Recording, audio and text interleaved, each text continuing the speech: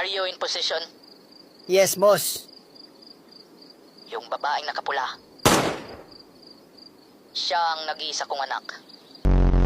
Babe, di ba siya yung classmate natin nung high school? Si Balong. Oo, nalulong kasi yan sa bisyo kaya nagkaganyan eh. Kawawa naman. Anong ginagawa niya? Parang iniisip niya na isa siyang ibon. Ano naman yung ginagawa niya ngayon? Iniisip niya na lilipad siya.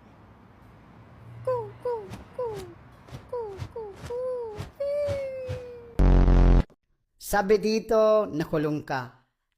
Anong kaso mo? Murder po. Pinatay ko yung HR ng dati kong inaplayan.